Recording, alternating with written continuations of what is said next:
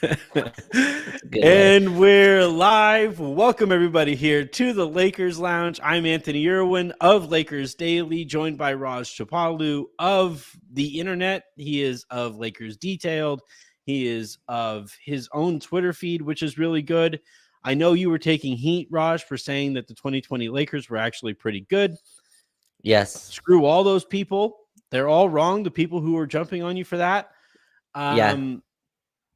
Yeah, man. How you holding up? It's been a little while. Uh, My parents have been at my house for the last 2 weeks, so I haven't been able to go on All Access Lakers. yeah. How have you been holding up?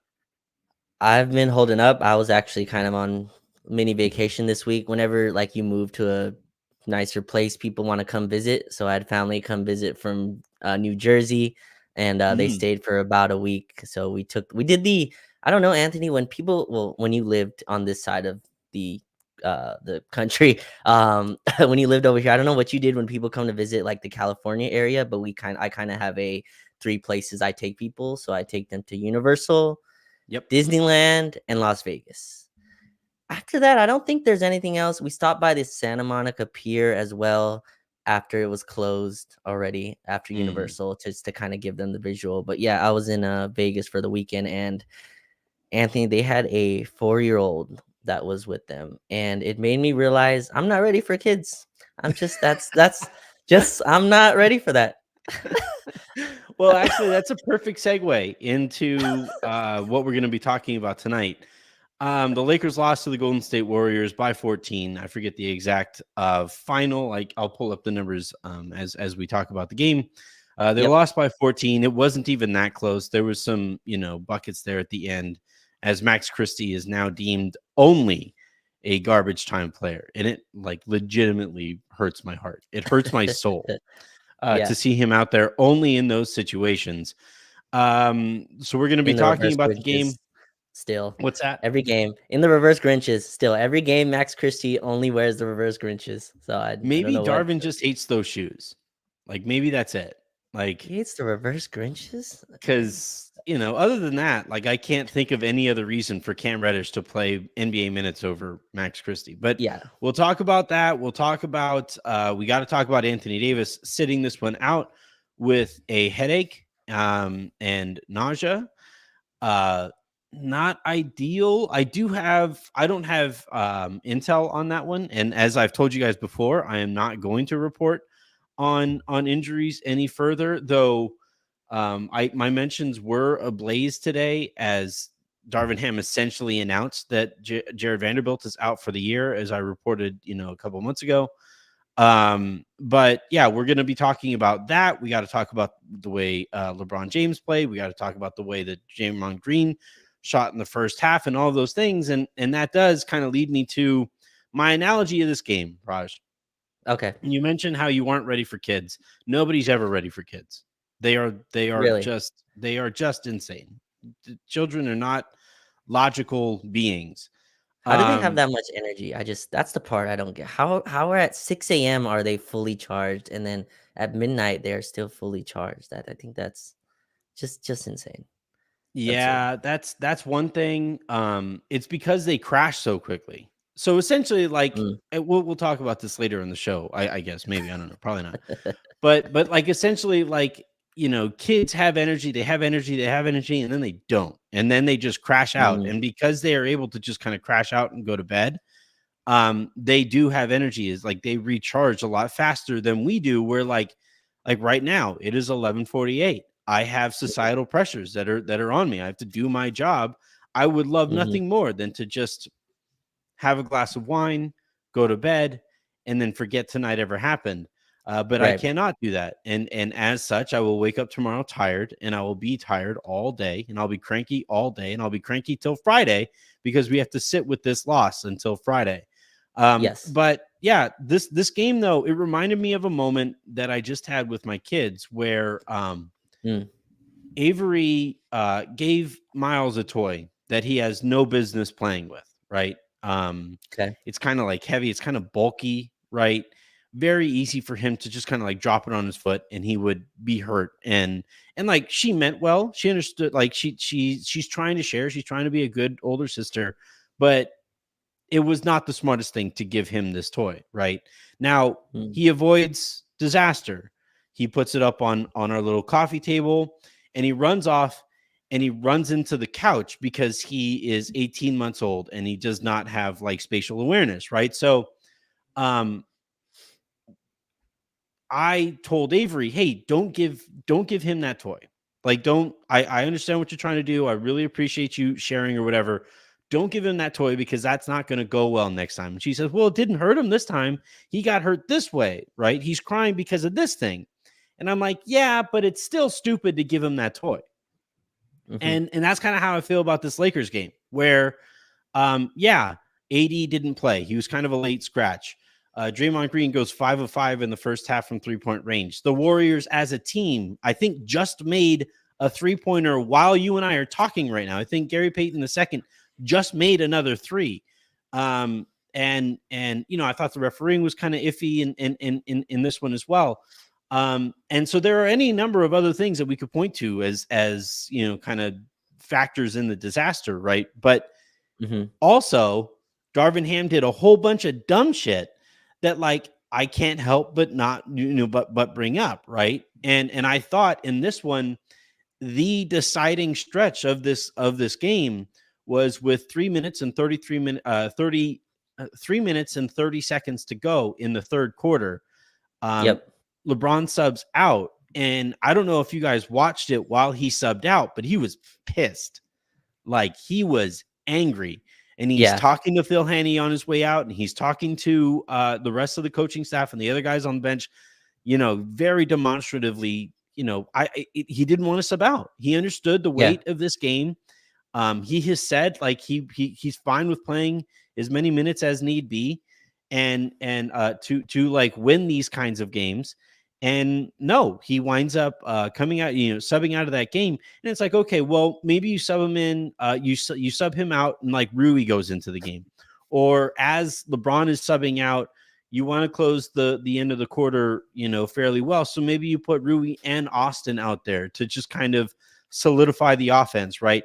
You find something, you figure out something to do. But no, instead, the finishing lineup in that third quarter was what was it, Raj? What was the lineup that you said? Yeah, these are a concoction of words that probably should not be together, but it was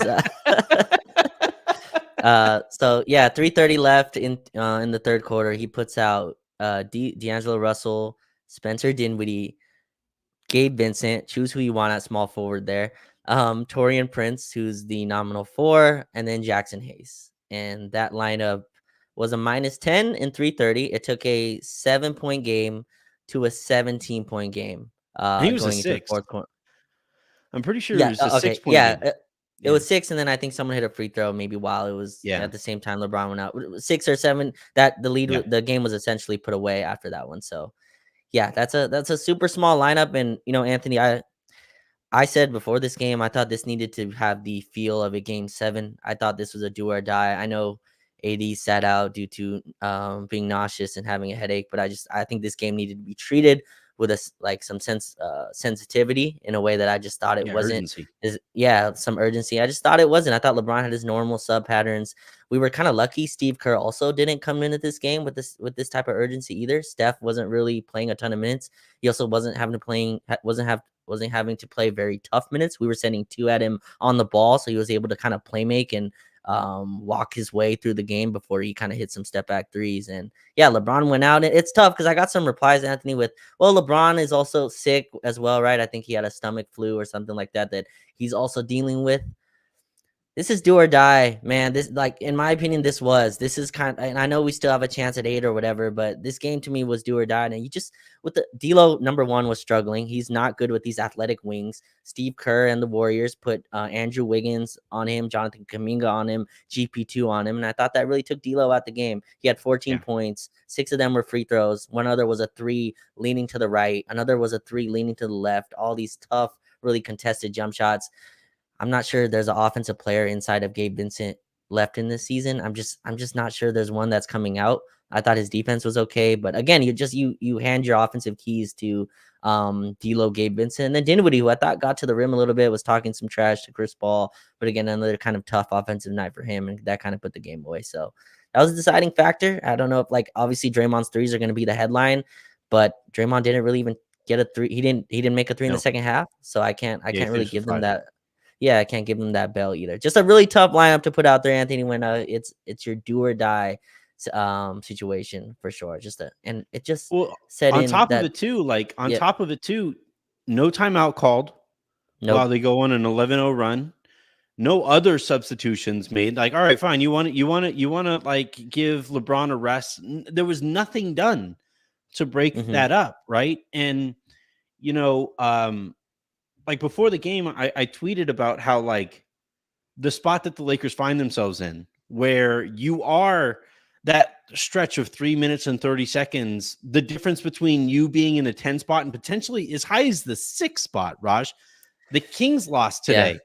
The Suns lost today. Like the Lakers have gotten the help that they were hoping to get, right? But unfortunately, they also lose to Minnesota in the last one because LeBron gets the stomach flu, and AD gets punched in the face again and doesn't get a call, right? hmm, And yeah, you have that going on, and that is the backdrop there, and that is kind of the veil that can be posted in those individual games, right? And yet, like when you look at this season in its entirety, right? The whole messaging that I had, remember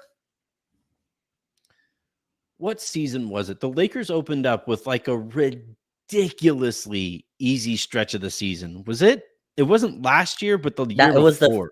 it was the first Russ season. Yeah, they had a Yeah, very easy schedule to start, and they kind of limped out of it like 10-10 or some start yeah, like that. Yeah. right. And I remember like, I was kind of, you guys will be shocked to find this out, but I was like sounding the alarms. I was like, they were mediocre through the easiest stretch that they are going to see all season. They aren't always going to keep playing the Wizards. They aren't always Right. going to keep they aren't going to keep facing these same like losers. They eventually the season is going the schedule is going to get more complicated and more difficult. And that's what we eventually saw, right? And when it did, that season Yeah. fell apart.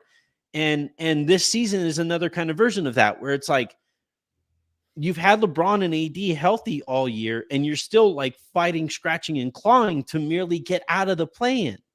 And Hmm. eventually, something is going to happen with those guys. They like that, this is the most games potentially that Anthony Davis has ever played, right? I don't know if that's still on the table after missing tonight, but you were potentially, this is the most games LeBron James and Anthony Davis have played together in a regular season. Yeah. And it's like you can't waste those games that you have both of them together, because eventually that like just random shit happens and they aren't going to be available. And that's what we're seeing here at the end of the season, where the season has worn them down by being so available all year. You're now experiencing those bumps and those bruises, obviously at an inopportune moment, but you knew you were going to experience them at some point. And Yeah. now it really, really hurt you because you didn't take advantage of the moments that you had them, right? It took 60% of the season, right?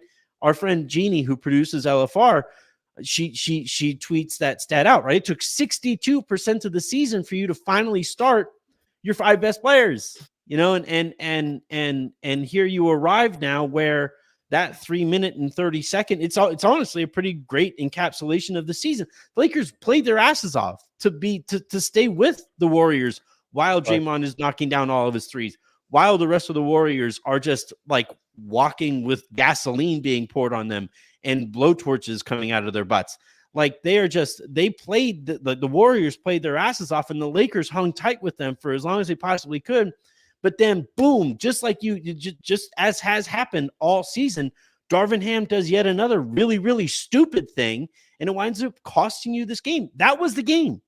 Like, that was it. You could point to, the lack of free throw disparity. You could point to any number of other factors that you want, right? D'Lo not playing well, whatever. But to me, the deciding moment, the deciding stretch in that is when a 6-point deficit became 17 and nothing was done to stop the momentum. Yeah. Nothing whatsoever, right? It was Right. just, man, good game we got here going, right? This is really fun. I think that was also with Steph on the bench, which I think is the sad part Oh, of that. yeah, you're right. Yeah. Steve Kerr had already pulled Steph, right? And so it was kind of this last section. And again, I'm not pulling bail for Darvin at all here. I just I think this is the thinking that most coaches do in these situations. It's just, hey, I can buy LeBron 3 minutes here, right? And as you kind of pictured, I didn't see this live. I was watching on playback, so I wasn't really able to kind of rewind. I'll rewatch it later, but I guess LeBron was pissed going to the bench and expected, as he should be. I thought LeBron was at least doing his best to attack the rim as much as he could. We make life, and this is a rant for the summer, so this is not for here, but we make life so tough on we plant Cam Reddish in the weak side corner. This is with so tonight I'm going different places here. Tonight is a game. It should be an 8-man rotation tonight or 9-man, like 9 at most. Why are we playing 10? Go ahead. No, I was gonna say, why are we playing 10 guys? Why is Austin not touching 40 minutes? We have 2 days off after this game. Austin has 22 points. He's a +0. He was your best non-LeBron teammate tonight. 8 for 15. He was cooking. There was no reason he was on the bench for as long as he would, in my opinion. And I'm not saying we lost this game due to that, but D'Lo plays 37 minutes. Why? He was getting hunted on every single pick, and I love D'Lo. I'm a D'Lo fan as I've kind of pushed here, but he was getting picked on in the pick and roll every single time. They were calling his man a screen to switch. His jumper was not going, which again makes sense. He's an unathletic guard who relies on a jump shot. You're gonna have varying degrees of success. I understand that most of his points came from the free throw line, but he was just not getting anything going. And there was a point where they were just going at him so much that Chris Paul ISO'd him, and this is probably just my most down moment from this game. Chris Paul got an ISO layup on D'Lo, and I don't know if you heard the crowd during this, Anthony, but the crowd had this like noise to it. It was like, come on, you let Chris Paul beat you off the dribble. And Taurean Prince, just a perfect encapsulation of his season. 18 minutes, -18, 1 for 6 from the floor. And Cam Reddish, 9 minutes, he was a -3. That could have been a lot worse. We just make life so tough. Gabe Vincent, 16 minutes, -14 and 15 minutes. Just those guys weren't ready. We're not able to kind of match the intensity that we can joke about Draymond Green. We can joke about the threes. That dude gives a shit in big games. That dude comes to play in every freaking big game. I don't care. Yeah. You can laugh at the punches, the jokes, the flagrant fouls, which I think are a lot. He gets a lot of rope from the referees. What that dude doesn't do is not freaking show up in big games. Every freaking big game, Draymond Green comes through. He was blocking Rui at the rim. His defense was impeccable tonight, I thought, and we just did not match that. There was a play. We had Taurean Prince running a side ball screen with Draymond Green defending, and Draymond caught it in Taurean Prince's midair and kind of threw it to the other end. I was like, this is unserious basketball. So just a lot of stuff for sure we're mistaken. That 3-minute stretch is definitely one you can key in on, but the minute distribution, Anthony, I just don't understand. Austin was cooking. He should be playing his 40 minutes. LeBron at 35 is a regular mid-February game. Rui played 31. It's 31. I don't know what happens in practice or what this coaching staff sees that leads them to the conclusion that Rui can't play more than X amount of minutes, right? Or that Max Christie can't play any minutes, right? Especially not over Gabe Vincent hasn't been available all year, hasn't made a goddamn jumper all year. Is now very clearly trying to get some kind of rhythm back right now, right? And you're like, well, maybe he gets a rhythm and he's you want him prepared for later in the. You're gonna go into a one. You're going into a single game elimination thing. You don't have time for him to figure these things out. And people keep on saying, well, he's solid defensively and he's doing all these things offensively. You need to be a cross between Gary Payton and Alex Caruso and Kawhi freaking Leonard to be as bad as he is offensively. And even then, those guys could shoot. Even then, Anthony, those guys. No. But I'm saying, in order, same goes for Cam, by the way, right? And honestly, D'Lo's the inverse of that, right? You need to if you're going to have the game that D'Lo had tonight offensively, where he was basically not a factor, you have to make up for it on the other end. And there was a play, there. I'm sure I could find a clip of it on Twitter, and maybe I will while you talk next. But the pass that Steph Curry made that wowed everybody, right? I think it was The Klay Thompson. D'Lo ball watching the back cut on the corner. D'Lo at no point was guarding Klay Thompson. Klay, like that's the only thing you got to do with Klay Thompson is stay attached to him, because if you give him a millisecond, that guy is going to hurt you, right? And instead, Yeah. D'Lo gave him 15 minutes to like wander around the court and then make his way, meander over to the basket, and like the pass that Curry makes over Rui's shoulder gets all of the attention there. But like the reality is, that is all made possible by D'Lo, like just not giving a bleep, right? Like, and I'm sorry, like you mentioned how Draymond Green shows up for all these big games. I didn't know what we were getting from D'Lo tonight, and then you knew what you were getting from D'Lo after his first possession, where it's just like, oh, or no, maybe a second. I think he knocked down a three, and you're like, okay, maybe. But then the next time he had to dribble, it was like, oh, all right, we're getting this kind of a game. And then when it became apparent that the referees were going to kind of swallow their whistle, you're like, ooh, this might not go very well for him. And like, people are gonna, like, I'm sure my mentions right now as I talk about these things, people are like, oh, he's been waiting all this time to talk about it. I don't have to wait that long, guys. This game is always coming. It's always right around the corner with D'Lo. That's his thing. Like, his thing is that, like, he looks incredible when he's playing really well, right? Like D'Lo, I said it the other night, that D'Lo, when he's playing really, really well, is one of the most fun basketball players to watch in the world. The ball barely touches the net on its way through. He's making incredible passes. The Lakers tend to be up by 15. And like, and yet, like, when the Lakers really, really need him, and in a game like this, you don't have AD. You needed a special D'Lo game to stay competitive. And he was just not a factor. He was taken out of the game completely. And guess what's going to happen in the playoffs, everybody? The secret's out. The secret's been out on D'Lo. That's why he keeps on getting played off of the court in the playoffs. You put a physical defender on him, and the referees start swallowing their whistle. D'Lo becomes a worse player. That's what this looks like. And now on top of that, he's going to do that in the playoffs again. And guess what? You're going to wind up having to pay him despite that, because you have no other option. Yeah, no, for sure. D'Lo is a case to me of where they say KYP, right? Know your personnel. That goes for your own guys too, Anthony, right? And I feel like Darvin's been around D'Lo enough where you kind of have to read the D'Lo room a little bit. D'Lo obviously did not have it, and this type of game was so do or die. Where again, 37 minutes for him, I thought was just way too much, and he was getting picked on defensively, and he just has a habit of, when he can't get his game off offensively, everything else goes away, right? The playmaking goes away, all the pretty passes, the pick and rolls. Remember all the lobs Jackson Hayes was getting? That's because D'Lo was going around screens of pick and rolls of guys fighting over. The Warriors are like, we're just going to switch this. We're going to get up into you with Draymond Green. We're going to get up into you with GP2, Andrew Wiggins, Jonathan Kuminga, and they took him out the game. It's unfortunate, but I think Darvin has to kind of pull him. I just want to go back to Gabe really quick, Anthony. He took a few shots today where, again, this is to me just, again, I'm not in the room even like as you are. I feel like there should be some communication that needs to happen. It was a 6-point game. Gabe is running in transition down the sideline of the corner.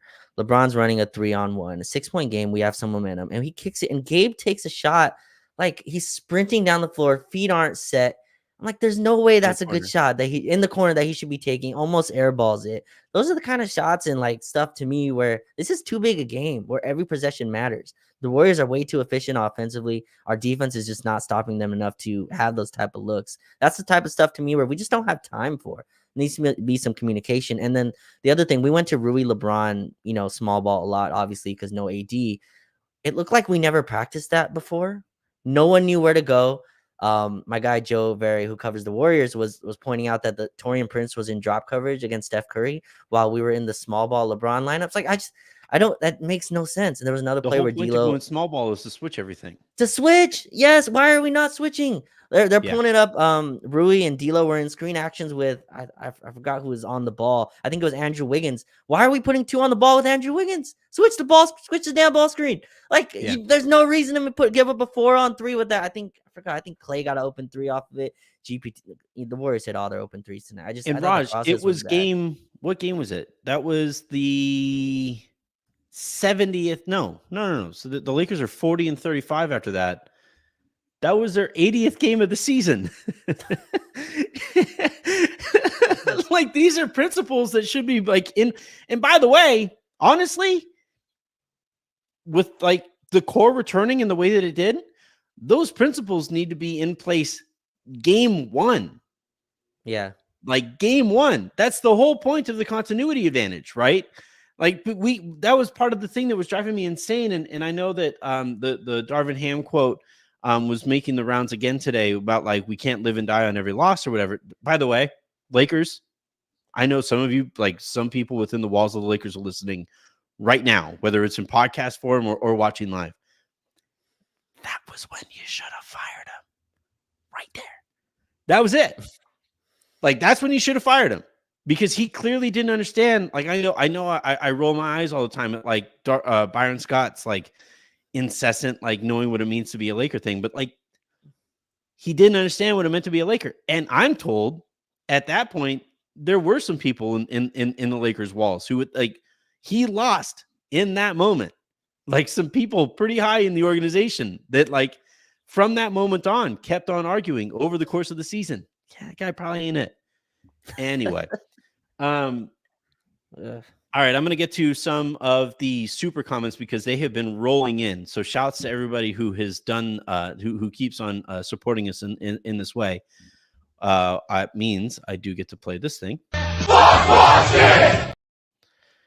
Justin Tyndall writes, worst coaching job I've ever seen in this league, considering the talent on this team. Russell Westbrook played 52 freaking games last year, and we will be a worse seed this year.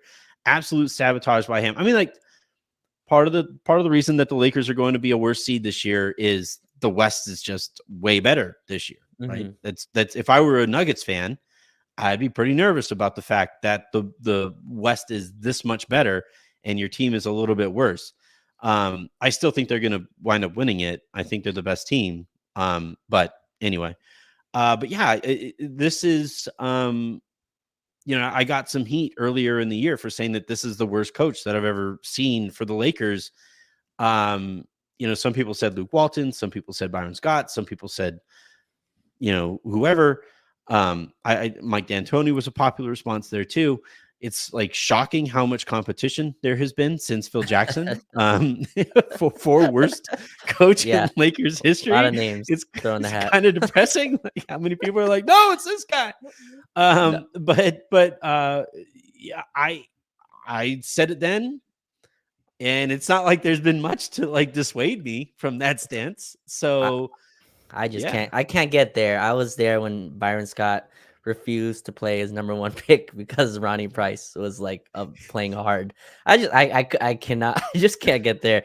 Byron Scott would. I remember because Julius Randle got hurt in like the first game of the season, and then Kobe got hurt a little bit later. And all I wanted was some Jordan Clarkson minutes. Like, please let me watch Jordan Clarkson on a 10-win team. And Byron Scott waited till like February to give, or I forgot when it was. It was like December. And Jordan Clarkson still somehow made first team all rookie, I believe. So no, I would still stick with Byron Scott. It's funny, Anthony, because obviously I'm not as big of a Ham hater as like a Ham hater is a strange way to put it. But anyway, like I'm not as big of a critique on Darvin as most people are. It's funny when you look into the season, right? The Lakers have kind of normalized as just a solid good team. If you're on a normal Western Conference, which this is not, but they've kind of normalized as this solid good team. They were like 11-12 games over 500 before the LeBron and AD injuries really kicked in. And if you look at just the ratio of West and East in terms of the teams they play, you could say, hey, if this was a different conference or whatever, and this season really could boil down to, and the problem again like came up tonight. It's the Taurean Prince and Cam Reddish and this insistence on like making these players who probably are end of the bench guys trying to Cam might not be in the league next year. Right. But like trying to revitalize their, I don't know, say revitalize their career, but just like continue to show if they're rotation guys. And we're too late in the game for that. Like that's January, February type stuff. Let's see what you can do then, right? The Clippers, for example, they have Amir Coffey, who they're one of their young guys. He's played really well. So now Ty Lue can throw Amir Coffey into big games and trust that he's a guy that can play. But he can do that because Amir Coffey showed that I can hit 42% of my threes and I can rebound and I can play hard. And now Ty Lue can play him and even close games with him. Cam Reddish had like 4 games of shooting well and like a nice run in the in-season tournament of defending well. But I would like some truth serum in terms of why we were so incessant on doing this. And even Gabe Vincent, right? Gabe Vincent should not be promised a role this season. That Gabe Vincent has missed so much time that there's no reason to just dump him onto. He played 16 minutes tonight, and all those felt like during the portion of the game, Anthony, where it was tight, it was close, it was a back and forth type situation.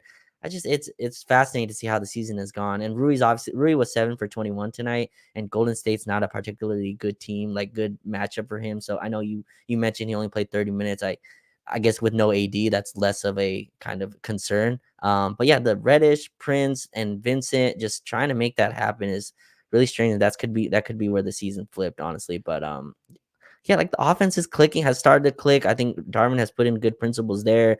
The defense has kind of settled in with LeBron and AD back engaged. It's just it just set in that the season could end soon. And I'm not like you and others who have other things. I see you live tweet about the Dodgers and other things like that. I don't have stuff like that. Next event for me is the NBA draft, like this. So yeah, I hope the season doesn't end next week. But I want yeah, to put it this way. So you mentioned the Toney Prince Cam Reddish combination, right? They have played 500, not counting tonight's game. I don't think NBA.com/stats is up to date quite yet. They have played 519 minutes together this season. That is more minutes than Anthony Davis and Max Christie have played together. That is more minutes than Anthony Davis and Spencer Dinwiddie have played together. That is more minutes than LeBron James and Christian Wood have played together. That is more minutes than Rui and that's more minutes than Jared Vanderbilt and Austin Reeves have played together. Injuries obviously a factor there as well. D'Angelo Russell and Jared Vanderbilt have played almost half as many minutes as that combination. And yet that combination in those 519 minutes, I think is what in those 519 minutes, they're a -4.5. Like the Lakers are 4.5 points worse than their competition every time those two guys are on the court together. That is not a small sample size, right? The point of me reading off the combinations that have played more than those guys is to like point out the fact that those guys have gotten a lot of opportunity together. I also want to say I wanted to mention this one. Gabe Vincent, since he and Cam Reddish have for some reason been kind of a go-to combination since Vincent has come back. This is on the season, and this is small sample size theater, but sometimes like I don't anticipate this turning around. Gabe Vincent and Cam Reddish together have played 46 minutes. They are carrying an offensive rating of 89.3 and a defensive rating of 111.1. That is a minus 21.8 difference. That means that every time those two guys step on the court together, that's the worst basketball team you've ever seen. like every time those two guys share the court, the Lakers turn into the worst basketball team in the history of the sport. And yet Reddish he came back and was immediately granted opportunity over Max Christie. Gabe Vincent came back, and despite the fact that the Lakers added a third guard, Raj, I've been told this directly. Like I've reported this, I will relay it again. The Lakers signed and pursued Spencer Dinwiddie in the way that they did, not just because like he was the most talented person on the market, but also because at the time that they were doing this, they didn't think that Gabe was going to be coming back. There are still people who were like watching him like on bated breath, like, please be okay. And yet like this guy comes back and he's playing some of the biggest minutes, like not like the most minutes, but he's playing in some of the biggest minutes of your season, and he's terrible. Like it's not like I don't say this as as if I have anything against the guy personally. I don't know anything about him, but like he has made maybe 3 jump shots all season that I have watched that I can recall. Maybe. That seems high, actually. Now that I say it out loud, it seems high. He looks like, not only, you mentioned the shot that he took today. You can't have somebody out there who won't take that shot. It's a wide open corner 3-pointer. Like, you Yeah, need somebody out there who's going to be like willing and able to take that shot against this Warriors team playing the defense that the Warriors were playing tonight. And on top of that, he's also like running out of shots that he should be taking. Because I agree with you, he probably shouldn't have taken that shot. It was a momentum breaker, right? The Lakers were on a run, and it broke your momentum, him taking that shot. He does, however, have some other shots that are not momentum breakers, that are not rhythm breakers, and yeah, he dribbles out of them. He attacks closeouts that are closing out like 5 feet short of him, because everybody knows in the league, this is not somebody that you need to close out crazy hard to. This is what I said back in the summer. I said back when they signed him, I was like, look, he just shot really, really well in the playoffs. If he regresses to who he was, who he's sure. been for the most of his career, for the entirety of his career, he's not a good shooter. And I, people didn't love that. People don't like it when you offer up facts about new additions to the roster. No, But yeah, like, here we stand where, no, like, he's had a nightmarish season, right? I don't sure. think, like, Terrible luck.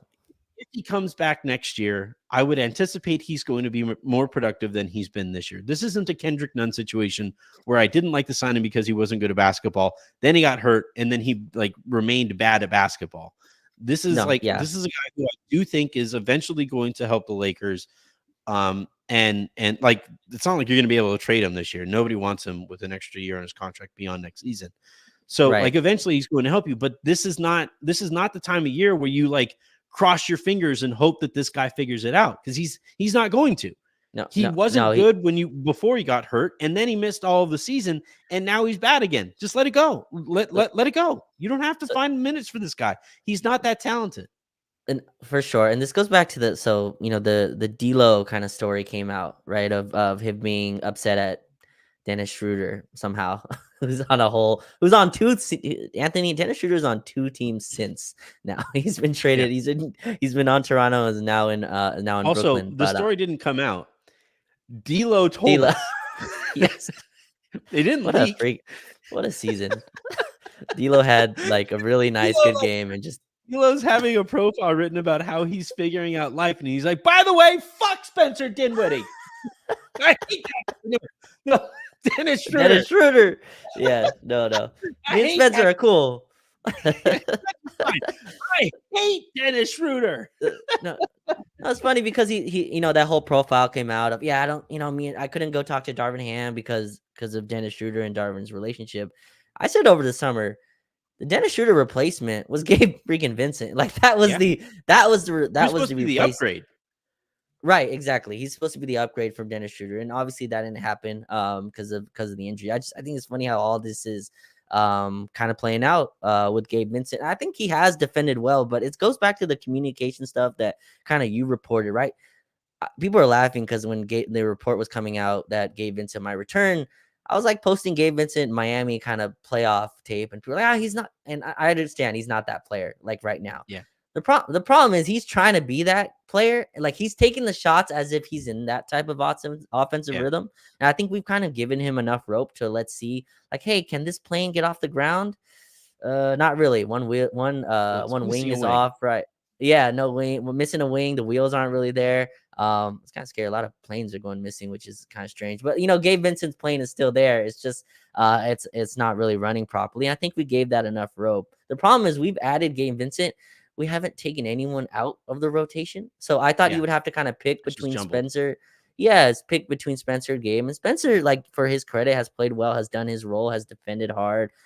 His offense comes and goes. But I think the concerns of playing more small ball have kind of been realized, where, again, like, there's no reason Cam Reddish should be in the rotation if Vincent and Dinwiddie were playing. So we're a playoff team that still doesn't know its 8-man rotation. And I think that's a really tough place to be in. And this isn't Gabe's fault.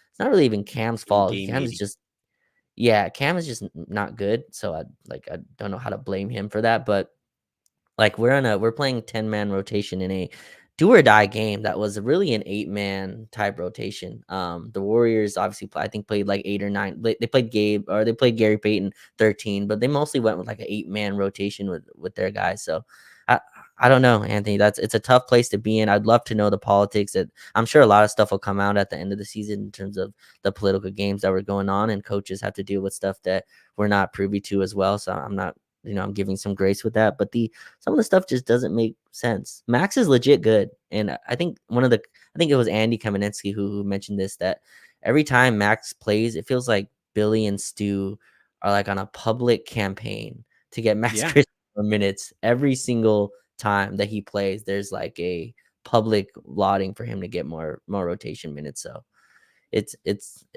tough to watch as the season plays out. I want to say this, Gabe Vincent, I said earlier, you can count the number of threes that he or jumpers that he has made this year on 3 fingers. I was wrong. He has made 2. He has made 2 3-pointers on the 2 for season. He is 17, 2 right? for 20. 2 for 20. He shot a few more tonight. He is Oh yeah, 13 from 39, a 33% field goal shooter, and he is 1 of 2 from the free throw line. That is not somebody who, and this was part of the reporting that I did, because I'm not going to give up my sourcing. I'm not, obviously. But the people that I was talking to when I was doing the reporting on Christian Wood's availability and on Jared Vanderbilt's availability and on Gabe Vincent's availability, part of the reporting that I was doing was like the people that I was talking to saying like, why would we mess with this? Like, why would that, even if he's healthy, there are 10 games to go in the season. We need to be ramping up and really focusing, like you're talking about, Raj, on finding that 8-man rotation. There is no need for us to try to find minutes for a fourth guard who, again, by the way, wasn't good at the beginning of the season. Like, it would be one thing if Gabe lit the world on fire and then got hurt, and you're like, well, maybe he can find some of that again. He was terrible at the beginning of the year. Remember, we were like waiting, like, when's this guy get to make a 3? Like, is it going to happen? It took like till game 4 or 5 for him to knock down a 3. Remember, we were saying like it became like a running joke, guys around the league who made a 3-pointer before Gabe Vincent, right? And like I started wondering, was Dwight Howard going to come back into the NBA and make a 3-pointer before Gabe Vincent? I think JaVale McGee made a 3-pointer before Gabe did this year. I think DeAndre Jordan might have too. Like, it was bad the first time we saw this movie, and then now at an absolutely critical point of your season, we're watching the same movie again and anticipating a different ending. And I'm just like screaming at everybody in this movie, like, stay away from the basement. Don't go there. The killer guy's there. We know what this is going to look like. He's going to hack you up with a machete again. You know what the sad part, Anthony, is we found an 8-man rotation. Like, the team was clicking. Like, it was there. And I don't wish for injuries at all. But I mean, Cam Reddish was, I don't understand his injuries, but like, he was hurt and came back and then was kind of he was hurt again. But Cam Reddish was kind of out because of injury or of managing or whatever they called it. And we kind of found this sweet spot. Gabe Vincent was obviously out where Spencer Dinwiddie filled in, and we found this sweet 8-man rotation. Jackson Hayes filled in. I think Jackson Hayes has been wonderful as a backup big. I think bigs who just play freaking hard and can jump, like, that's a huge addition to a team with as many guards and LeBron as a playmaker as we have. When we found this nice 8-man rotation to live in, and now Cam came back, Gabe came back, obviously AD being out, it's kind of created this chasm in our lineups. And another part that concerns me, and just a few things on this, Cam Reddish came into this game, and I understand, like, I would get if there's a defensive matchup for Cam, right? If, like, you think of Cam's defensive potential, you want to throw him on the super high high volume wings, right? That kind of are the creators. Yeah. He came in the game, Anthony, we threw him on Chris Paul. Like, what? Like, what's the point of that? He comes in to guard Chris Paul, and then absolutely Rui got killed. I saw on the timeline a little bit because he would cut into the paint with 3 guys on him and shoot, right? And I saw people saying, Rui, pass the ball. It's Cam Reddish on the weak side corner. Like, Gary Payton is guarding Cam and just absolutely leaves him to go and triple team Rui who again was 7 for 21, didn't shoot well tonight, but we just make life so hard on our guys. And last stat for you, Anthony, our starters played 10 minutes tonight. It was a +0 in a game we lose by 14. Our starters playing 10 minutes. 27-27, 10 minutes, 45 seconds for our starters tonight. As bad as they played, I thought this is a Golden State team, even as healthy as they are. They lack size, they lack rim protection, they lack physicality in a way that we can kind of take advantage, even with just LeBron and Rui and Jackson Hayes as a vertical threat. And I thought our starters kind of showed that. Obviously, D'Lo was not playing well, but our starters played 10 minutes tonight. Those are the type of stuff that are concerning to me, and they kind of match what a 10-man rotation does to your starting unit, right? If you have 10 guys you have to fit into a rotation, it's very hard to keep a starting unit out there for very long. So well, a lot of those that's things what go into Darvin it. does, right? Like Darvin tends to, like, if the game is kind of not going to plan or whatever, he just starts firing away. Like he just starts like, all right, you go in and you go in and you go in and you go in. And then the rotation gets jumbled. And then he finds it's really difficult for him to get back to a kind of planned rotation.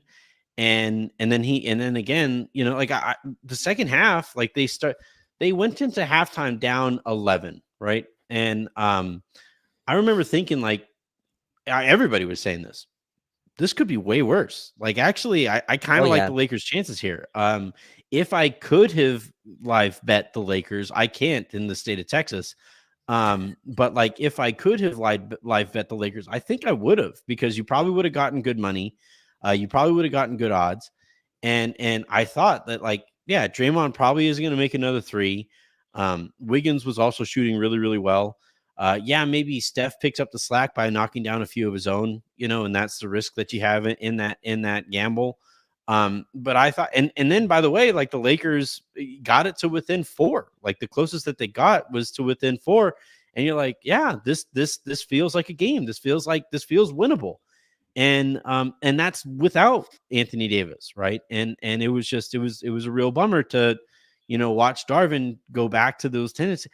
Those 4 people, Raj, those 4 human beings shouldn't share the court in like a Mexican like 5-7 and under league, right? Like those guys, like that's too soft for that league. Those 4 guys, right? yeah, And yet, like, they played 3 of the most important minutes of your season. Like those 3 minutes, that's crazy. you could make an argument, basically solidified you as the 10 seed this season. You're going to have to go out and you're going to have to win 2 road games, 2 road elimination games to merely make it to the playoffs, in large part because in the 3 most pivotal minutes of your season, you had LeBron off the court, you had Austin Reeves off the court, and you had Rui Hachimura off the court in a game that you didn't have Anthony Davis. So you're like 4 of your best 5 players were not on the court for 3 of your most pivotal minutes. And we'll talk about Anthony Davis here in a second, but that's just that kind of sums up the season, right? Like, Yeah, you know, he at various points this season, he benched 3 of the best 5 players that the Lakers have to offer. yeah, for sure. And what's crazy is that's a lineup that's probably never ever played together. I haven't checked the No, lineups it yet, but didn't. Nick it Wright hasn't, right? tweeted that Okay, they uh, hadn't played together. yeah, yeah. I And sure, again, it's just I hope not. Like, I also hope they haven't. Also, you had a few days to prepare for this game. Like Golden State's Yeah, opponent that you've seen a few times, right? There needs to be a little he bit played well more. against. Yeah, but there needs to be a little bit more creativity, a little bit more like chess match going on. Going small against the Warriors is death. Like that's exactly what they want you to do. Yeah, They want you to succumb to their game. Once you go small against Golden he State, did it against Kings you too. You know, like yeah, yeah. these teams are begging for it. These teams are they're like, Oh, please, please they don't are play big baiting people. you. Please Yeah, look at hey, Nikhil Alexander Walker's guarding Rui. Look at what he could, like, yeah, Rui could do some stuff against him, right? Oh man, look at oh my goodness, Kevin Herter's guarding Rui Hachimura.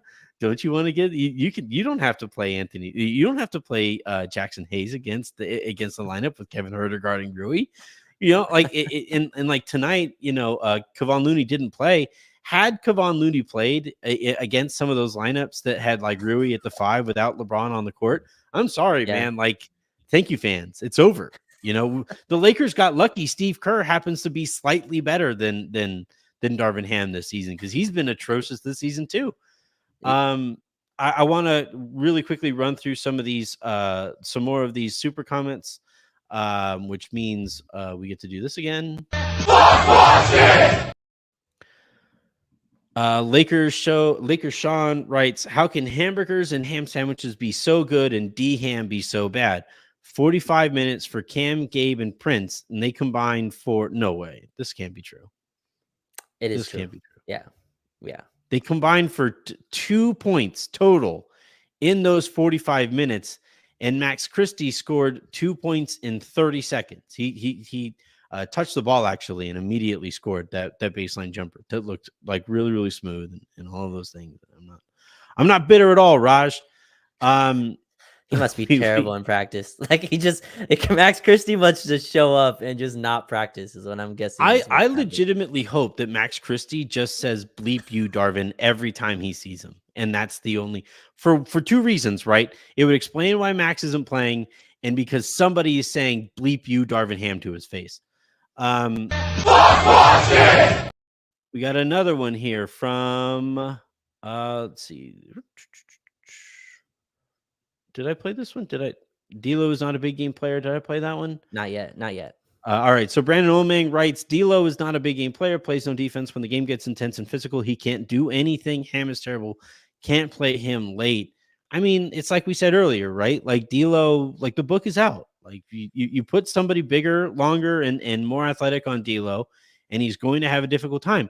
And essentially D'Lo's recourse to that kind of defense is to start firing away from 3 and hope that he catches fire with some. And look, he is capable of it. Like he's had good games this season against physical defenders, against good teams. He's been good this year. Don't get me wrong.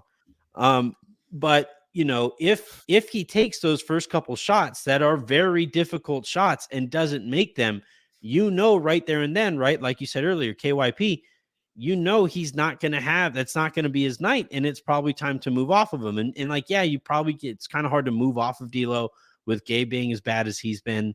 But you still can rely, like if you played Max Christie, you still have 3 guards there between Austin, Max, and Spencer. And you have LeBron in this game, and that's more than enough creativity.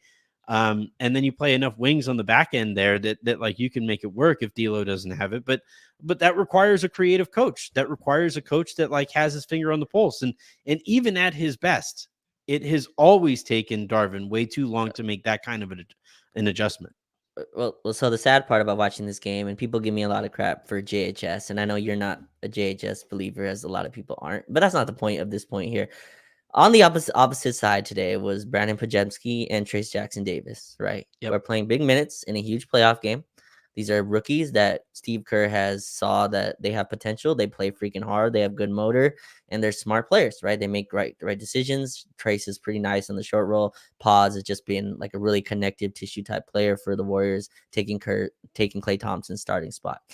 I'm watching Podziemski. I'm like, I saw Max Christie do very similar things. His like not obviously to the level of on ball as Pods did, but just making the right play. And Pods adds a level of rebounding to the Warriors. Like he's a really great offensive rebounder. He's a guy that boxes out every time. He's very similar to Max, where he goes up with 2 hands. He just gives them Anthony some youth, right? And Trace is just a big that's just his rookie year as well. So he's just happy for any playing time. And I'm watching Steve Kerr go to these 2 rookies. I'm like, we couldn't get Max. We couldn't, and it's too late now. We had the Gabe conversation. Max Christie, it's probably too late to now throw him into the fire and all this stuff. But it's just sad that is not something we could have kept. Well. It wouldn't surprise me at all if Darvin went to him like he went with, like, remember Lonnie? Remember when Lonnie right. Rui even was like, I know it was Lonnie. Lonnie was the big adjustment in game 4, right? And I was like, man, if Lonnie is your big adjustment, and look, I am just as capable of being wrong as anybody. And I said, if Lonnie Walker is your big adjustment in game 4 of a series, you've probably lost that series. Now, Lonnie plays out of his mind. Lakers wind up winning that series. It would not surprise me if, like when he has no other options, Darvin finally throws Max in there, and we all just wind up screaming at our TVs like, we have been effing telling you all year about this guy. And it finally took you being desperate with your backing against the wall. Now it's going to be a single game elimination, so it's probably not going to happen because, like, even with Lonnie, it took game 4, right? And with Rui, it took Right. it took forever to get him into the starting lineups in those playoff series as well.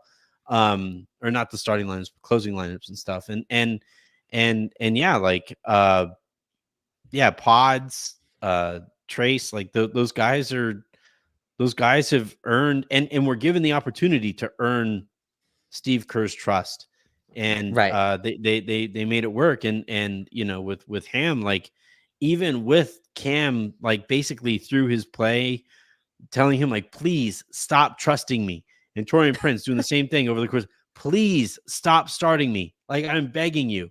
Look at what I'm doing Right. here. Look at all the stats. Like, don't stop starting me. And yet, like, here we still stand, and Max can't get off the bench unless the game is decided already.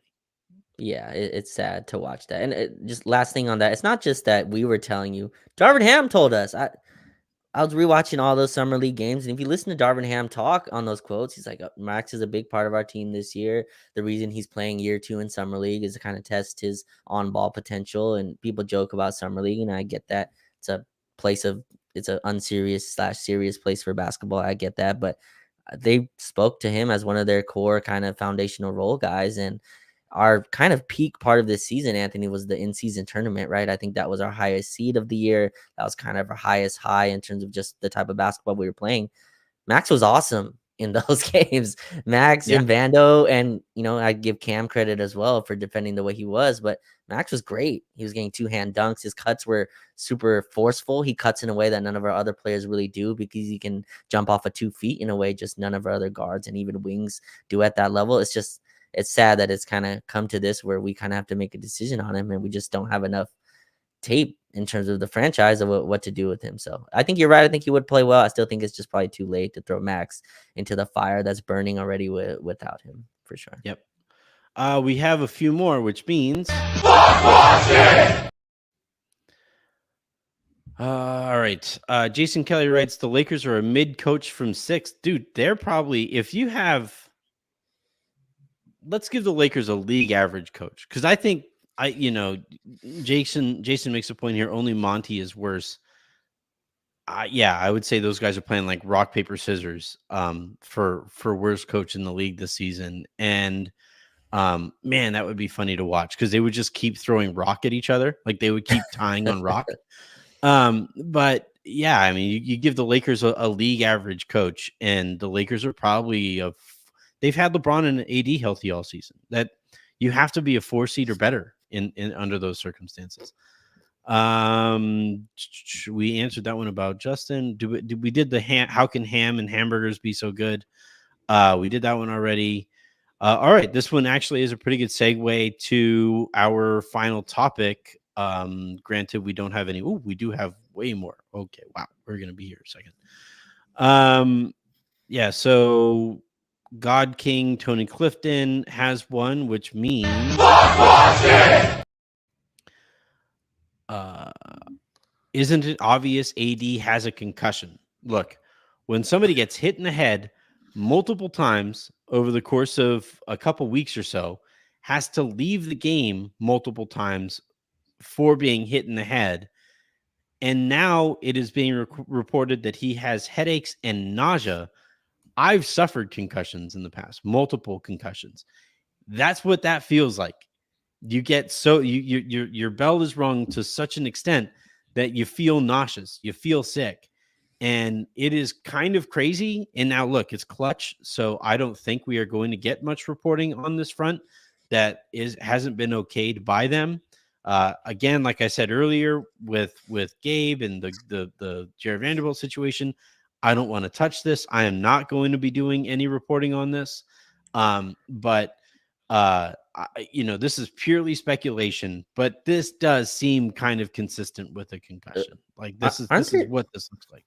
So I've heard that. I've seen that online. I think there's too many factors to go through for the Lakers or anyone to kind of hide this under nauseous or headaches. The NBA is very serious about they're not serious about a lot of stuff, but concussion protocol, they are very serious about, right? It doesn't matter if it's NBA Finals Game 7. You get a concussion, you are going through concussion protocol. If it was a concussion, I feel like it would have been reported as that. I just don't see why the Lakers would. I mean, I get why, just in terms of a cynical nature. AD's just, I think AD has his own team as well that wouldn't allow that either, Yep. right? Like just the team he has around him. So they say nauseous, they say headache. I'm going to go with that. It's unfortunate he couldn't play through that or give it a try, but I'm not going to try to psychoanalyze a guy's injury.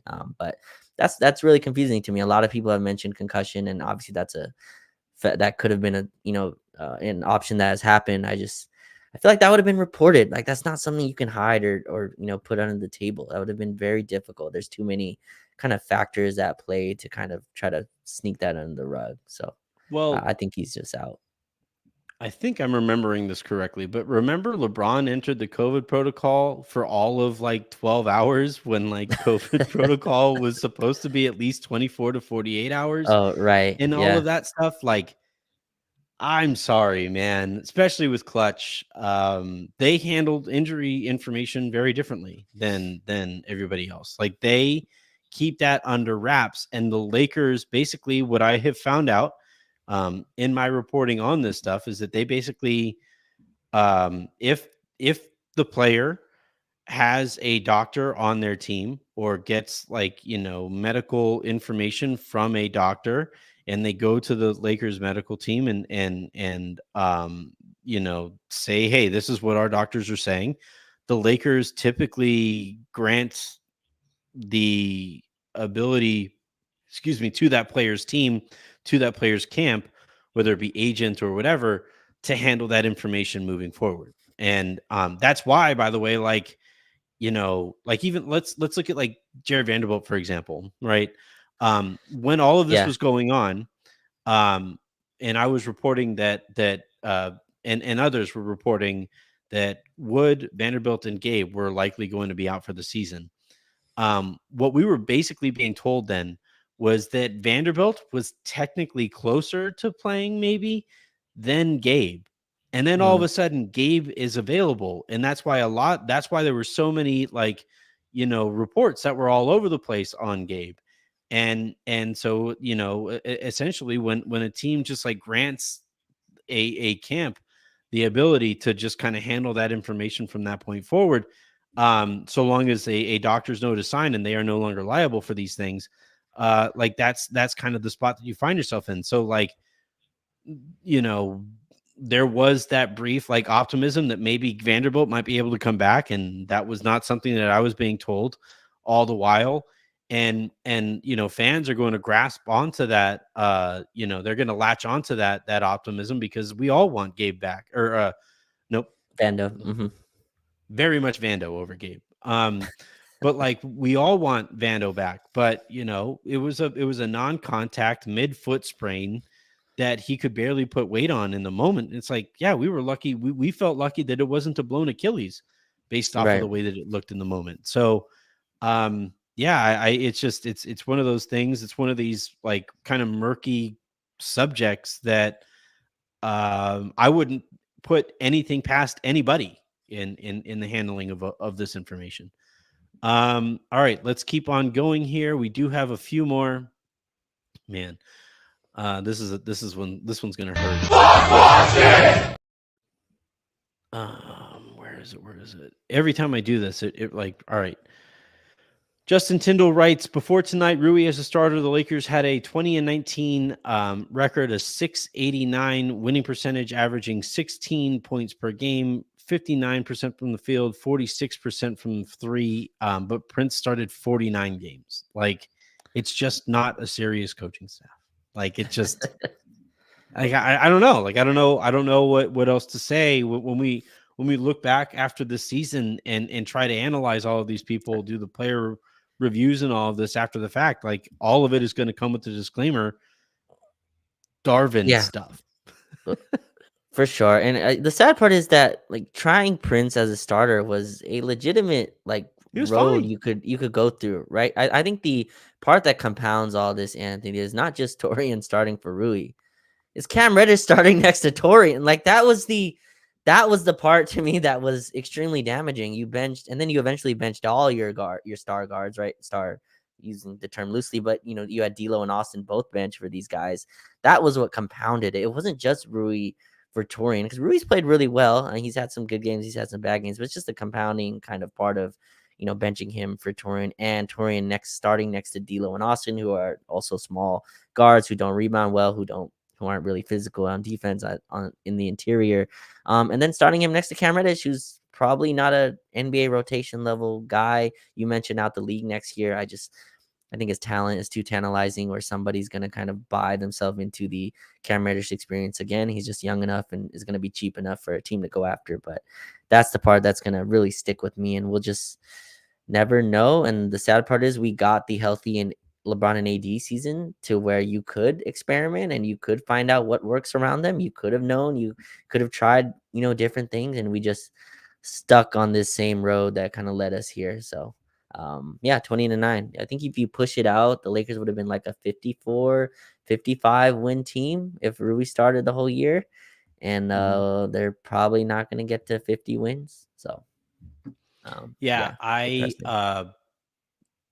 it's just, you say the cliche is there's no crying about spilled milk, right? You can't cry about spilled milk. And it's like, yeah, but I'm holding Oreos, and Oreos just don't taste the same if they aren't dunked in milk. They taste so much better if they have milk. And if I spill milk, I'm going to feel pretty bummed about the fact that my Oreos aren't going to taste quite right. God King Tony Clifton writes, I'm not going to do it again. People keep complaining about the levels on the F Boston thing, so I'll figure that out, and I'll give you guys a break on this one. God King Tony Clifton writes, barring a miracle, the season is a failure. Just sit Bron and AD till the play-in. Is this loss the beginning of the end of Genghis Ham's reign of terror? Also got this one, which I don't know. It's amazing y'all refuse to call out Rob Pelinka for the front court failures without AD. Do better, Anthony. I do plenty of calling out Rob Pelinka. Yeah. I literally wrote that I think he should go if Ham goes too. And so the speculation that Rob Pelinka is my source, I am not going to go. He is not. And you could, here's the thing. For those of you who listen, and if you listen for my sourced information, and I know the show is run long, so I promise we'll get out of here in a second. But for those of you who listen for the sourced information, the thing that I hold real importance to is that you guys are going to get that information and it's not going to impact my analysis. The number of people who have within the industry who have said to me, it is insane that you talk the way about everybody. There is nobody is free from criticism, and yet you still have this information. That is insane. Look, I'm fortunate in the way that people have trusted me with that information, but I promise you, the stuff that I say does not, or the information that I get does not impact the analysis that I have. There is not a single person here on the Lakers roster, in the Lakers organization, that I will not criticize because it impacts the type of information I get. Because here's the thing. There's always somebody else willing to give that information up. Always. It doesn't if somebody has something that they want leaked to better their chances at something, moving up in the organization, more minutes, whatever it is for their client, somebody is always going to be willing to give that information up. That's why access journalism drives me as crazy as it does. Yeah, I mean, I'm not in the kitchen as much as you are, but I've gotten around it some, and you can kind of, even especially at games, you can see players talking to people, and communication and information is the biggest asset these days, and players are able to use their kind of word of mouth to come out what they want. So I agree with that. I just Anthony, sometimes tell us that the kitchen's running well. Sometimes, just let us I know that tried. that the oven's on, right? You know what I mean? The I microwave tried. door is I tried to closed, say, I wrote an article about how the vibes were good. Unfortunately, it right? took a little while for that article to come out, and it came out after the vibes were less good. Yeah, yeah. Um, You read it now. The vibes are good. Are you serious? well, what's funny is that like even within the piece that like the tone of it is that the central message is that the vibes are good. Like a lot of But it waited people too long. we're like, come on, man. Like they're good, they're better now, but like we're still looking like sideways at that dude. The vibes are Um, baseline. That's what they are. Baseline vibes. so here's the plan. The Lakers do not play again until Friday, which means we are going to have some downtime to talk all of this over. Aaron is going to be on the show tomorrow, and I'll congratulate him on his Warriors beating the Lakers, just to make him feel uncomfortable. And then the plan is for Sabrina actually to come on the show on Thursday to talk about this Lakers season, put it into context, get you ready for Friday, and then also talk about the women's final, which was incredible. Outrated the men's final for the first time ever, Uh, which is crazy. Can we end on a Um, good note here, Anthony? Can we end on a positive note? I want and do like 5 minutes on this because I think it's a important. And positive Raj. look, no. I get. Raj. I can read the room. I understand that, but I'm just saying. I just want to close on a small positive note. I posted this tweet that I thought the 2020 Lakers would wash, Okay, and I all think right. because I think we've gone far enough from there where That people team I'm forget. always willing to talk about. So we've gotten far enough from that, Anthony, where I think people have forgotten how freaking damn good that team was. That team was the 1 seed in the West all year. They were catching up to a Milwaukee team that was the 1 seed, playing BS Eastern Conference teams, playing the Charlotte Hornets, etc. 4 times, and Lakers almost caught them. I believe LeBron would have been MVP. No team, in my opinion, besides those KD Warriors, are beating that 2020 Laker team. You weren't beating LeBron and AD that year. Forget the supporting cast, Anthony, which I think we had the best defensive guards in the league in hindsight. You had Alex Caruso and KCP. KCP is literally the starter on the best starting lineup in the league. He's maybe the best chaser guard defender. Alex Caruso just made first team all defensive player of the year. Is gonna get first team defensive player of the year votes again. I think we've forgotten. I think we've gone so far, and I think the bubble is kind of in the Russell Westbrook trade, right, and the injury in the 2021 season have kind of hidden the fact that that team was so dominant. So I just wanted to put that out there. I'm getting jumped. People are telling me 2014 Spurs. Look, that's a really freaking good team. The Lakers had 2 guys in the freaking top 5 that year. AD and LeBron, rank them wherever you want. They were top 5 players. The Spurs Yeah. didn't have that. Those Cavs teams didn't have that. The Warriors without KD didn't have that. Who else was on that list? Toronto Raptors. I'm sorry, Fred VanVleet is not stopping LeBron James and Anthony Davis that season. I'm sorry, they're not. Imagine saying look like anything Toronto is better than anything LeBron. Right. Like And imagine Kawhi was saying that awesome like that year, but seriously.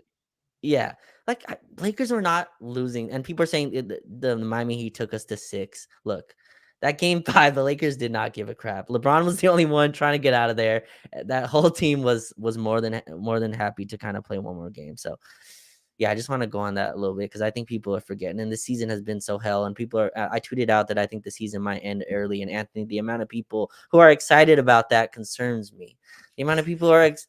It's sad to me the amount of people quote tuning Look, that with man, Game of Thrones finally. is coming back in mid-June. That's nice, you know. Shogun has been incredible. Masters of Air also really really good. Um, there's like 75 seasons of Below Deck if you want like reality TV to just kind of turn your brain off to. That's fun to watch. There's plenty of stuff. Like there was a new season of Blown Away, a glass blowing show on Netflix, a competitive glass blowing show that is just insane to watch. Like what those people do in those moments. Talk about like pressurized and high heat moments. Like that stuff is incredible. I'm not gonna lie, Raj. I'm ready for the season to end. You know why? Why? The sooner it ends, Oh no. the sooner the Lakers fire Darvin Ham. Like that's it. I'm done with this guy. I can't do it. Like I tweeted today, like it would be exhilarating to watch a coach this bad coach a different team. It would be fun, like to turn on League Pass night in, night out and be like, hey, what kind of nutty shit is this guy getting up to? What kind of crazy thing is what kind of shenanigans is this guy pulling this time? And just like be able to laugh it off. But no, the fact is this guy has impacted the way that we're going to look back on the LeBron James era, right? He's impacted the way that we're going to look back on like the Lakers had a real chance this year. If they had a serious coach, they would have been a top like 3 team in the West. And the Nuggets got worse this year. And yeah, the Lakers dealt with injury issues, and that's always something that you need to take into account. But everybody faces injury issues. Like the idea that the Lakers are somehow unique in missing Jared Vanderbilt and missing Rui Hachimura at some point. You know how many teams would be thrilled to have how many games did LeBron and AD play together this year? It's probably more than 50, right? It's probably more than 60. You know, that those guys have gotten together and been able to be on the court together at the same time for. You know how many teams would just freaking kill? The Phoenix Suns like didn't have their big 3 for like the first 30 games of the season, almost 40 maybe. You know, Jamal Murray has missed the last like 3 weeks.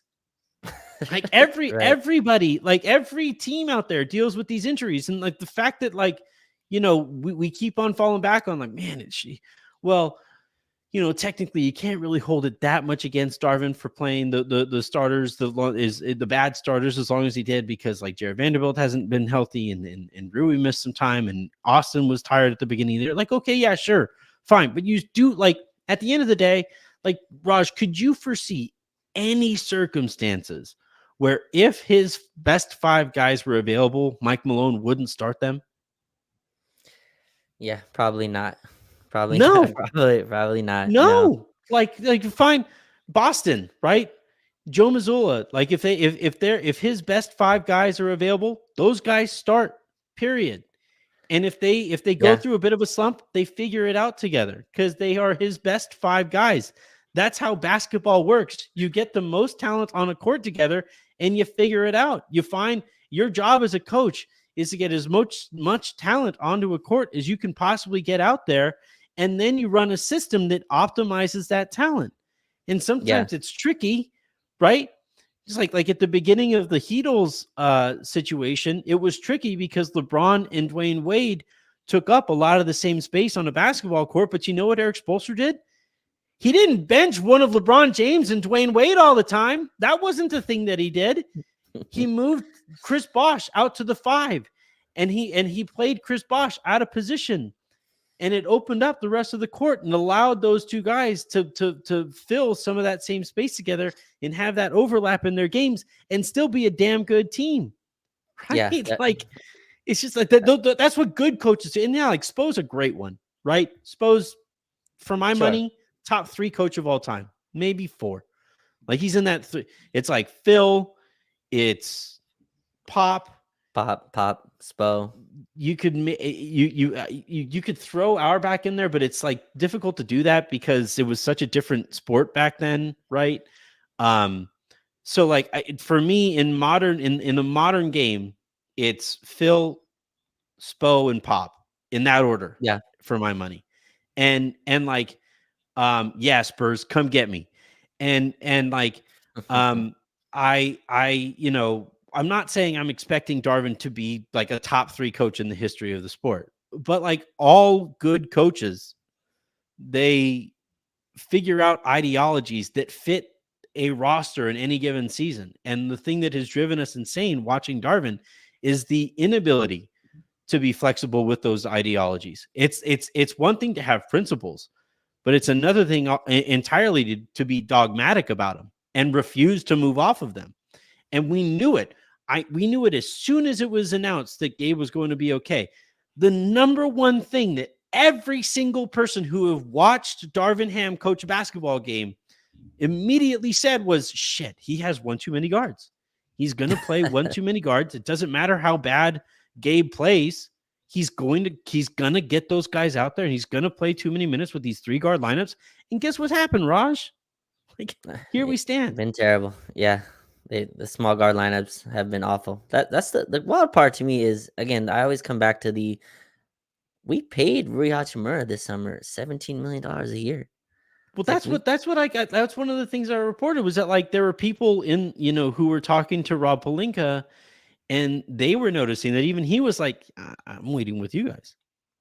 Like, I want to see those guys. I want to see the guys that I paid on the court too. That'd be nice. yeah, But yeah, like Darvin makes the decisions here, or yeah. for the rotation. Yeah, that's the toughest part, I think, for me is the insistence on, and I get it. Like I think Darwin has a soft spot for, I think it probably reminds of him as a kind of a player. So I think like he has probably a soft spot for a guy like Cam Reddish, guys like Torian Prince, these journeymen who kind of try to feel their ways. And the Cam stuff is Torian at least is an NBA just a regular average NBA player that's been oversized in his role. I'm just not sure Cam is one, but you just compound that by taking out probably your third or fourth best scorer at least in Rui, and just the investment that could have been. Like imagine Anthony, like the offense has been incredible lately. Just the ball movement, the cuts, the timeliness on those. Rui and AD have gotten a nice relationship on back cuts. LeBron and Rui on their post ups have been awesome and beautiful to see as the season has gone on. So imagine if that started the year, if you're able to get the reps in from game 5 of that, right, in terms of where the offense would be today. And then you kind of can fill your team out from there. But it was a little bit of an overreaction, right? Austin came out, struggled shooting early because of the Team USA or whatever, didn't have his legs. And he was quickly put to the bench for Cam for defensive purposes. And that kind of spiraled into all these different lineups and these different decisions. And the quote from Darvin of it's a marathon. And our season can end next Tuesday. Like it could be over like that. It could, with a whimper, it could be over. And I think that's absolutely insane. And I know you said you want the season to be over, and I know a lot of fans share that It's sentiment. not that I wanted. It's just, You there are wouldn't be worse mad if the outcomes. season ended, is what I'm saying. You named like 8 shows. I think I've heard of Game of Thrones. All those others are just words that you could have created, and I would have believed you. Never heard of any of those other. But honestly, I don't know when we're gonna get to the next. Like, I don't know if LeBron can do this next year, Anthony. I don't know. I don't know if LeBron can pull into his lever and pull these type of games out. I just don't know. I think the load managing is going to continue. I think the defensive on off switch is going to continue to even get, worse is not really a term I mean to use here, but it's going to get worse as he gets older. I just don't know if he can still pull into this bag and pull these out, which is why I would continue to play LeBron and AD in these playing game in these, next 3 games. I would try to at least get to 9th, host a freaking game here at Crypto at least once. Because I don't know how many more times you're gonna be able to kick this can. Like I really don't. And betting on LeBron at 40 years old is a lot. Is a lot. Mhm. Guys at 40 just don't have that in them, and which is why I think you have to, as bad as Darvin is, like the amount of chances you're going to get with LeBron are dwindling. He's talked retirement, Anthony, more than I've ever heard. And Yeah. I forgot what NBA player said this, but once I a talk player start, retirement too if I look down, like if I look down and the person in my head coaching office was that oh, guy, oh you man, know? I Like thought you meant Darvin Ham is like playing 2K and he's like 0-83 somehow. Like he's just watching him. You're watching him manage a 2K team and he just like can't figure out why he keeps losing. Like I would looking on that, and I would leak to anybody who would listen to. Like, yeah, I yeah. think I'm almost done. Like, I don't want to do this anymore. I thought you were gonna I say did, I dude. look down and I see LeBron James. I was like, all right. I was No, like, no, no, all no. right. Like if I were LeBron and I was like this old and I played this much basketball and I Yeah. did all the work that it takes to be as great as he is at this age, and then I find out that like my second best player can't play because he has a headache in the biggest game of my season, I'd also say like, yeah, I don't know, man. I don't know if I want to keep doing this. Yeah. I just think No. it's been and look, like some of this is LeBron's fault too, right? Like the Russell Westbrook trade happened, and the fallout from that was such that he has less of a voice now in the organization. And rather than like try to fight and scratch and claw to get back to having standing within the organization, to, kind of help steer things in a certain direction. He's basically taken his hands off and said, like, look, I won't be as big a part of the conversations when it comes to like bringing in a Russell Westbrook, but can we please sign Cam Reddish? Right. And I think this year it's probably going to be a little different. I do think he's going to apply pressure to the front office by way of the player option, by way of retirement, like all of the retirement stuff, man. Like, you know what that is. He's not actually considering retirement. He's too good to consider retirement. But what he's doing there is he's like reminding the Lakers at every turn, yeah, I'm tired. This sucks. I don't want to keep doing this. And he sucks. Like, he's probably looking down at the end of the bench, and he's probably looking over there. He's like, that guy ain't it. So I don't want to like, if it comes to it, I do think he'll use his player option to say like, hey, I will opt out of this thing and I will go somewhere else unless you fire that guy. Yeah. And so I don't think LeBron's going to retire, but I do think Anthony, like LeBron has talked about the amount of work that goes into him playing and the just 12 to 13 hours of treatment he has to get. And I think he will rightly, as he should, consider, is that worth it? Do we have a team worth it for me to do that?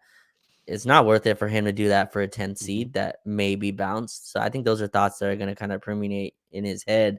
I don't think it'll lead to retirement, but I do think there will be real conversation between him and his team. So I don't know how many chances we'll get to do this. And I want to try to maximize that and give LeBron at least a shot. We get in the playoffs, all, bets are off. But to have to win 2 road games, Anthony, to get in, and then the Lakers are going to play that Sunday game most likely, right? So they'll play the 2 playing games and then play the 12:30 game 1 in wherever.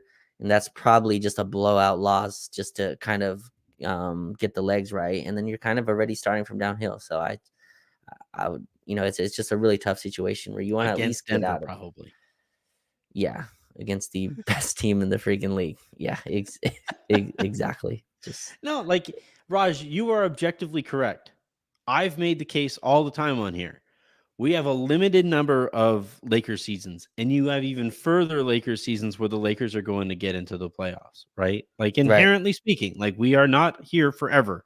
We do not get to be Lakers fans forever in this form of existence, right? I don't know what happens after we die. So, like, we could get fully existential and we could say, like, well, if I know I have eternity to watch all of these Lakers seasons, I'm perfectly fine, like, farting away this season, because I know even after I die, I'll be able to tune in and the Lakers won't have Darin Ham. But like if it comes to it, like, using the talking point that you're using, like, I also, Raj, I want people think that like when I watch Lakers games, I'm still rooting for the Lakers. Like, the Lakers were down by 14 or whatever today. Chris Paul takes a foul. Like, he tried to foul LeBron James on that layup, pushes him in the back. And I was still screaming on my back patio, screaming, like, he tried to foul him. How are you not going to call it when he's like diving at LeBron to foul him there? And so, like, I also am still very much a fan.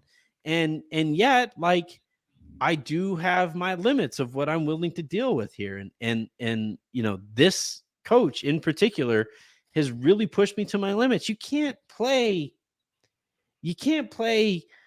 Taurean Prince, Cam Reddish, and Gabe Vincent 45 combined minutes in the biggest game of your season. You just can't. There's 48 minutes in a basketball game. They played almost a full basketball game combined. I don't need to watch that. The Lakers, and it hurts, when you look at Taurean Prince is a -18 and Gabe Vincent is a -14 and Cam Reddish somehow was only a -3.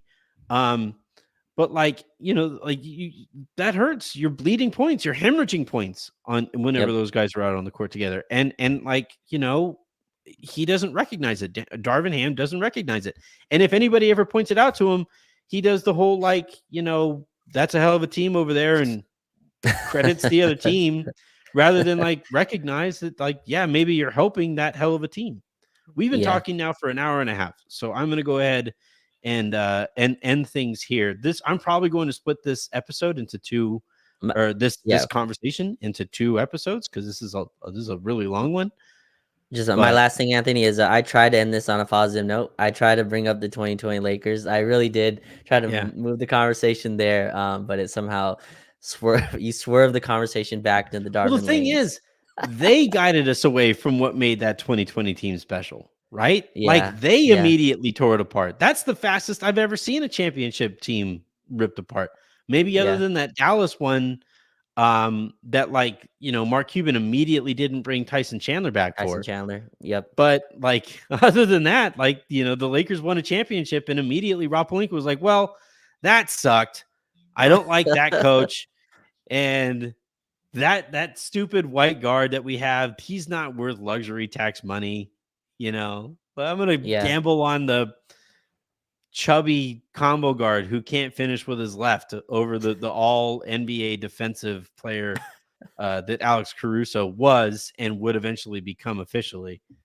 Anyway. All right. Yeah. Yeah. Like I said, that is going to do it here for this episode of the Lakers Lounge. We had 2,200 people watching. As it stands right now, 2,200 people are watching right now. Now, who knows with Twitter? I don't know. But please do hit that subscribe button if you're watching on YouTube. Please hit that. Head on over to youtube.com/@LakersLounge to subscribe to the show on YouTube. Lane, I'm telling you, I could screen grab it. It says 2,200 people are watching right now. I'm sorry.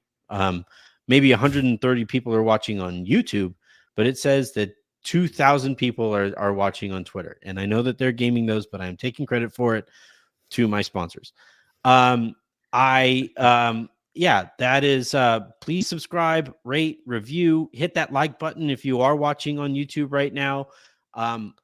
Doing some work behind the scenes to try to build out this thing and have it ready to go after this season, hopefully, and ideally sooner. But yeah, I wonder why, Lane. But yeah, we will get back to all of this good stuff here tomorrow with a fun conversation with Aaron that he will basically have to pour a big gulp of unnamed cognac for. So until then, and until the next time you guys hear from me, I'm Anthony Irwin saying have a great rest of your day. Make somebody else's. And I'll talk to you tomorrow. Sorry, Lane. That was a joke. Kinda.